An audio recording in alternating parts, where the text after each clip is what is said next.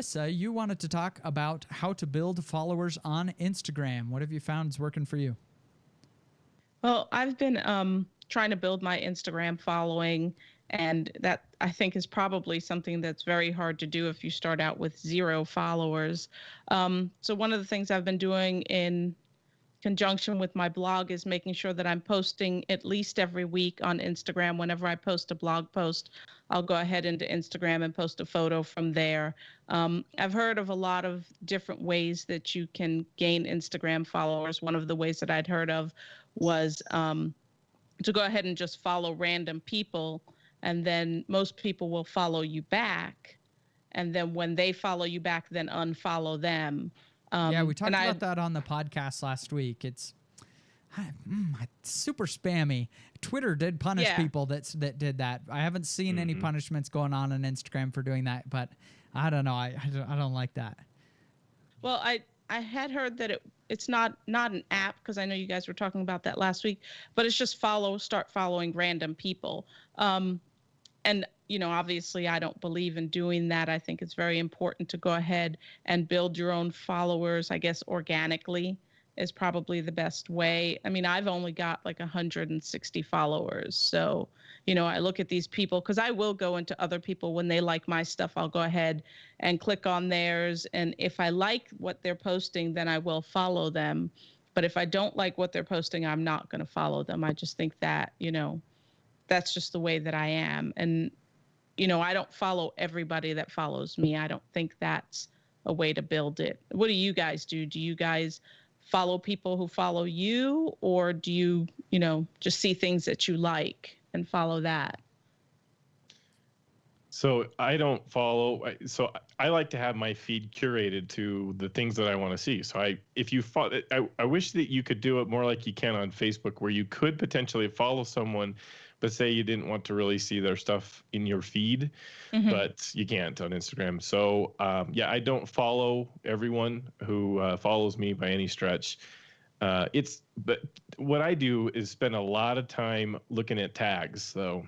Especially, I mean, I want to attract people who are in my area to look at my photos in Utah. So there's a few tags I've discovered that are being used very commonly by photographers, or even just people who are interested in seeing the photos, landscape photos of Utah. And I go and I search and I look at those tags in Instagram and see the posts that are there. And now I'm making an effort to engage with the people who are tagging those photos that way. I'll go make comments saying, good photo, I love this view, or great composition, or whatever I like about the photo. And then that's produced a lot of people looking at my stuff too, as comments in particular draw attention, because it's really easy to like double click and add the heart to an Instagram post, but taking the time to add a comment has led a lot more people to come over to my own Instagram profile and take a look. Now, do you go ahead, I don't look for tags at all. I will tag my stuff, but I don't go into Instagram and start searching out tags. So maybe that's something that I should start doing in order to find more people. And I think it helps in two ways. You can see other people that you can go make comments on, and it's building a community of people that way. You find the tags, and it can be more location specifics, kind of in the way I'm doing it anyway. It's Utah kind of tags, Utah landscape. And by commenting on, I know a lot of the good photographers that do landscape in Utah now, because they're the ones putting the same tags on there. And we kind of know each other by name now, because we've built that relationship. So they're liking people, and it's helping my overall following, because they've got a lot of followers too that have never heard of me, and they see us interacting a lot more now in the comments on the photos, and then they come and check mine out. Another thing that's worth trying, and I just saw this today, is something called displaypurposes.com.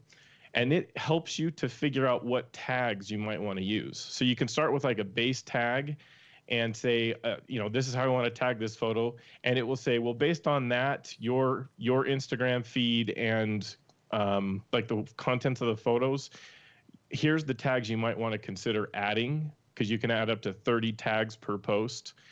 And it gives you suggestions based on like how much activity is happening around specific tags. And it will tell you, like, if you put in a tag that is overused and therefore pretty much meaningless, it just, photo of the day, for example, is a tag that just means nothing right now on Instagram. So putting that on there does not help your photo get seen at all. So this would tell you that's a tag you should just take off. It's not going to help you. So it's something to try out. I haven't tried it yet, but it's something to try. You know, you brought up a good point, Jeff. In kind of you at the very start, you were talking about knowing your audience. And I have found that to be very important when you're starting any kind of social media, is thinking about who you're trying to attract first. I think a lot of photographers join Instagram to find clients, and you really only attract photographers. So you have to make sure you're using the kinds of tags and posting in the right kind of places, the right type of imagery that interests the people that you're looking for. So like me, since I teach on improvephotography.com, you know, improve photography is my full-time job. Well, I want to attract photographers who want to learn how to use a camera better, how to do interesting with lights, you know, become a better photographer. But if you are a local portrait photographer, I would be using very different hashtags and, you know, really thinking about, you know, what the best social networks are for actually attracting those clients. So I thought that was a good point, Jeff. But for me on Instagram, so I'm at Improve Photography on Instagram. Surprise, surprise. And I found that like I'll have like a month where I grow a lot and then it really slows down. And I think the biggest difference is when I'm getting recommended by Instagram and showing up more. So I think posting just regularly to keep your account very active, so Instagram will show your posts higher, is really great. There are a lot of photographers that are excellent at using it, a lot better than me. I'm going to give you an account to follow if you want to see a great example of somebody who's, I think, using Instagram really, really well. And that's Packtography, like P-A-C-K photography on Instagram. He just does a really good job of tagging big Instagram accounts who are sharing people's photos, and he gets his photos shared all the time. And he's a great photographer as well, but he's using social media very well to build up his following. So check that one out, Packtography. That's Josh Packer in Eastern Idaho. He does a great job. Okay, very cool. Well, we want to get on and talk about